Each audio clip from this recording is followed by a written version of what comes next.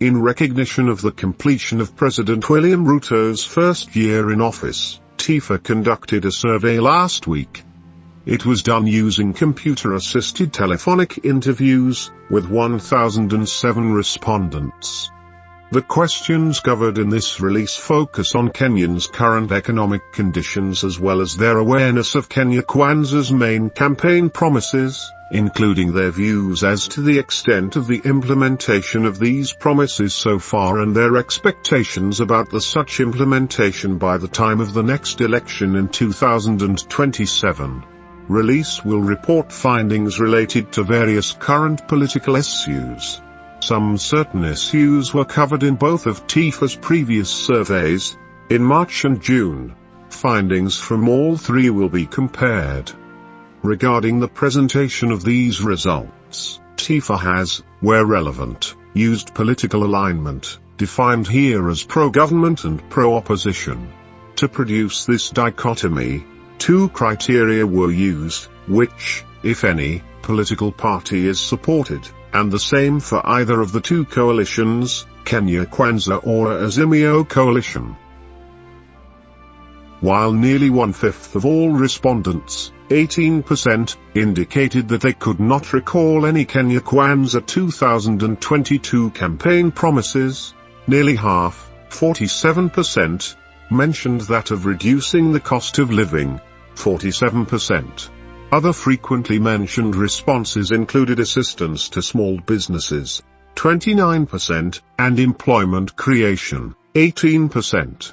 Taking just the 5 most frequently mentioned Kenya Kwanza campaign promises, only the provision of subsidized fertilizer receives the very much implementation so far score that is close to half, 44%. Though assistance to small businesses, including establishment of the Hustler Fund, receives quite numerous very much mentions, 26%. By contrast, the implementation ratings for reducing the cost of living, job creation and reduction of education costs are largely negative. In terms of future expectations of the implementation levels of these main campaign promises, far more Kenyans are either very or somewhat confident that they will be achieved, though only agricultural subsidies, including fertilizer, earns a completely confident score that exceeds half, 60%. Asked to rate the degree to which the Ruto government has implemented their campaign promises, Kenyans as a whole give it a slightly higher score than they did in late June, 38% versus 31%, and this improved rating applies to both government and opposition supporters, 49% versus 44% and 29% versus 18%, respectively, as well as those supporting, identifying with no political party or coalition. Nearly half of Kenyans currently feel the country is moving in the right direction, 49%, though views about this differ sharply across the political divide, with almost as many opposition supporters feeling that the country's direction is wrong as to government supporters who consider it to be right, 61% versus 73%. A slight plurality of those not expressing any political alignment also hold to this opposition, negative opinion, 42% versus 38%. The proportions of those perceiving the country's direction as right versus wrong have been reversed since March, when a plurality held to the latter view, 48% versus 37%. As of June, gap between wrong and right was even greater. 56% versus 25% equals 31%, the latter view was most prominent, 56% versus 48%, results that have now been reversed, as noted in the previous slide, with a clear margin for right over wrong, 49% versus 36% equals 13%. The proportions of those perceiving the country's direction as right versus wrong have been reversed since March, when a plurality held to the latter view, 48% versus 37%. As of June, gap between wrong and right was even greater, 56% versus 25% equals 31%, the latter view was most prominent.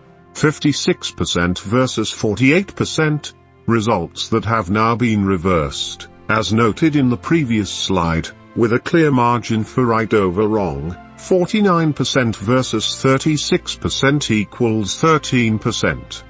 While a slight plurality of those who consider Kenya's current direction to be right report their economic condition now to be worse off than it was when the Kenya Kwanza took office, 39% yes, versus 34%, the vast majority who report their economic condition as worse off express this negative view about Kenya's direction, 73%.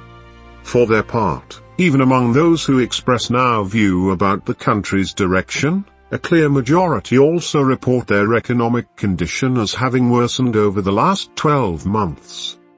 Some 2/3 of all respondents, 66%, are employed full or part-time, the majority of these being self-employed, 29%. This leaves 1/3, 32%, who are now jobless and have never been employed. Among income earners, the vast majority report earning less than 20,000 a month, 53%. However, a significant proportion were either unsure of their recent monthly income or declined to answer the question, 25%. Among those who report currently working and earning any income, and who specify such earnings, most are in self-employment, 36%. While there is a clear correlation between monthly income and the capacity to save at the end of each month, it is perhaps not as great as might be expected, as even more than 1/4 those in the lowest income category report being able to do this, 29%, even though more than twice as many in the highest income category, 70%, say they do this.